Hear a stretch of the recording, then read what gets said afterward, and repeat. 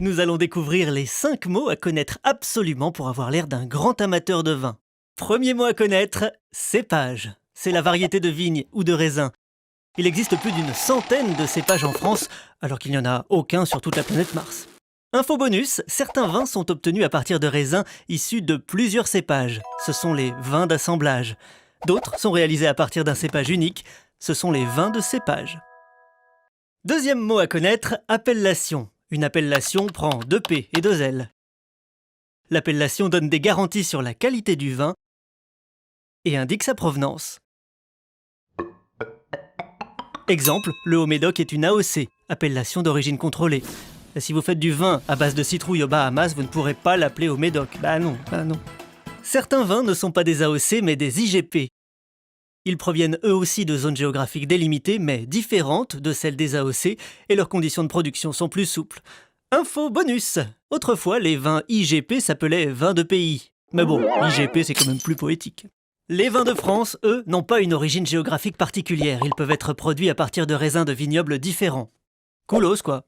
Troisième mot à connaître, millésime. C'est l'année de récolte des raisins. Par exemple, 720 avant Jésus-Christ ou encore 2005. Le millésime est important car des vins d'une même appellation diffèrent selon leur année de production en fonction de la météo. Comme vous, la vigne se gèle parfois les feuilles en plein juillet.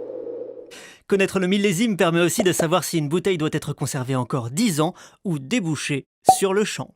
Quatrième mot à connaître, tanin. Un grand merci à la peau et aux pépins du raisin qui produisent ces substances appelées tanins. Les tanins apportent au vin certaines de ses propriétés gustatives et sa capacité de longue conservation. Les tanins peuvent aussi être apportés par le bois des fûts qu'on remercie aussi. Merci le bois! Dans les vins riches en tanins, on perçoit une note d'astringence. On dit que le vin est tannique. Quand un vin est peu tannique, on dit qu'il est souple. Il est très souple quand il peut toucher ses pieds avec son nez. Cinquième mot à connaître, nez. Le nez, c'est l'ensemble des arômes et parfums perçus en humant le vin, puis en bouche. On appelle bouquet l'ensemble des arômes flairés en humant le verre de vin. Quant au palais, c'est la saveur ou le goût du vin décelé en bouche. Bouquet plus palais égale nez. Voilà, apprenez à maîtriser ces quelques mots et vous passerez pour un pro du vin. Votre entourage sera persuadé que vous avez vous-même vieilli